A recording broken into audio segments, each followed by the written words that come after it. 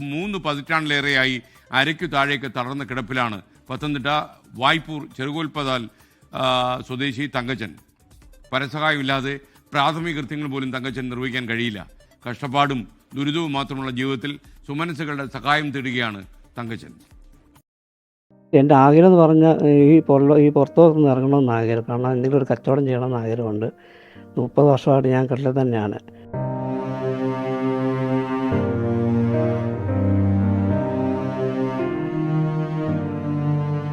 ഇവിടെ ഈ വാടക വീട്ടായതുകൊണ്ട് ബാത്റൂമിൽ പോകാൻ ഭയങ്കര ബുദ്ധിമുട്ടാണ്. കാരണം എടുത്തുകൊണ്ട് പോകാൻ സൗകര്യമില്ല.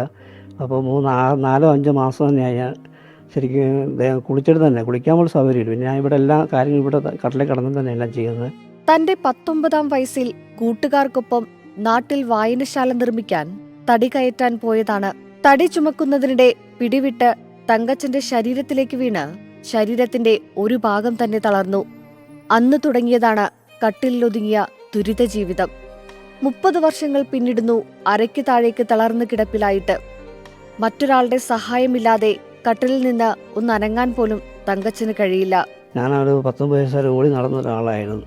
പെട്ടെന്ന് എനിക്ക് അപകടം പറ്റിക്കഴിഞ്ഞപ്പോൾ മാനസികമായി തന്നെ ഞാൻ തകർന്നു പോയായിരുന്നു.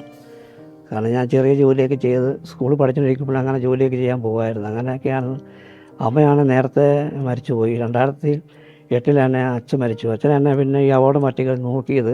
2008 തങ്കച്ചന്റെ അച്ഛൻ മരിക്കുന്നതുവരെ മകനെ നോക്കി. അതിനുശേഷം ജ്യേഷ്ഠന്റെ ചിലവിൽ ജീവിതം തള്ളി നീക്കുകയാണ്. ജ്യേഷ്ഠനും കുടുംബത്തിനുമൊപ്പം വാടക വീട്ടിലാണ് താമസം. കഴിഞ്ഞ 1 വർഷമായി വാടക കൊടുക്കാൻ പോലും കുടുംബത്തിന് മാർഗമില്ല. വീടൊഴിയണമെന്ന ഉടമയും ആവശ്യപ്പെട്ടു തുടങ്ങി. സ്വന്തമായി ഒരു വീടും തനിക്ക് ചെയ്യാൻ കഴിയുന്ന എന്തെങ്കിലും ഒരു ജോലിയും വേണമെന്നാണ് തങ്കച്ചന്റെ ആഗ്രഹം. അപ്പോൾ എനിക്ക് ആഗ്രഹം എന്ന് പറഞ്ഞാൽ എനിക്ക് ഒരു ചെറിയ വീടും കിട്ടണം, ചെറിയ എന്തെങ്കിലും കച്ചവടം ചെയ്യണമെന്ന് ആഗ്രഹമുള്ളൂ. അതുകൊണ്ട് നിങ്ങളോട് ഞാൻ പറയുകയാണ്, സഹായിക്കണമെന്ന്.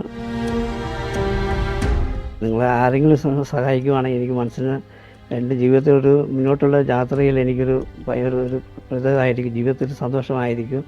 ജീവിതത്തിലെ പ്രയാസങ്ങളോട് തോറ്റുകൊടുക്കാൻ തങ്കച്ചന് മനസ്സില്ല. പക്ഷേ ഒറ്റയ്ക്ക് പൊരുതാനുമാകില്ല. നന്മയുള്ള ലോകത്ത് ആരെങ്കിലും തന്നെ സഹായിക്കുമെന്ന പ്രതീക്ഷയിൽ ജീവിതം തള്ളി നീക്കുകയാണ്. 24